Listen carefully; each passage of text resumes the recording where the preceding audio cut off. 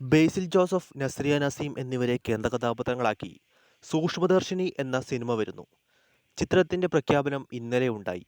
MC Jithin സംവിധാനം ചെയ്യുന്ന ചിത്രം സമീർ താഹിർ, ഷൈജു ഖാലിദ്, AV അനൂപ് എന്നിവർ ചേർന്നാണ് നിർമ്മിക്കുന്നത്. കാത്തിരിക്കാനായി മറ്റൊരു ചിത്രം കൂടി മലയാള സിനിമയ്ക്ക് വന്നിരിക്കുകയാണ്.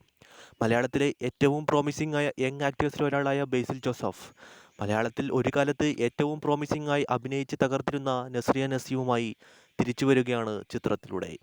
എന്തായാലും മലയാളി പ്രേക്ഷകർ ഒരുപാട് കാത്തിരിക്കുന്ന ചിത്രങ്ങളിലൊന്നായി ഇത് മാറുമെന്ന കാര്യം ഏകദേശം ഉറപ്പാണ്. ഒരുപാട് സൂപ്പർ ഹിറ്റുകൾ അഭിനയിച്ച നസ്രിയ ഇപ്പോൾ സിനിമയിൽ നിന്നും ഒരിടവേളയെടുത്ത് മാറി നിൽക്കുകയാണ്. അതിനുശേഷം മലയാളത്തിലേക്ക് തിരിച്ചുവരുന്ന ചിത്രമായി സൂക്ഷ്മദർശിനി മാറുന്നു. നസ്രിയയുടേതായി അവസാനം റിലീസ് ചെയ്ത മലയാള ചിത്രം ട്രാൻസ് ആയിരുന്നു. എന്തായാലും ബേസിൽ ജോസഫ് നസ്രിയ കോംബോയ്ക്ക് വേണ്ടി കാത്തിരിക്കുകയാണ് മലയാള സിനിമ. ഇത്തരം പുതിയ സിനിമാ വിശേഷങ്ങൾക്കായി ചാനൽ സബ്സ്ക്രൈബ് ചെയ്യുക.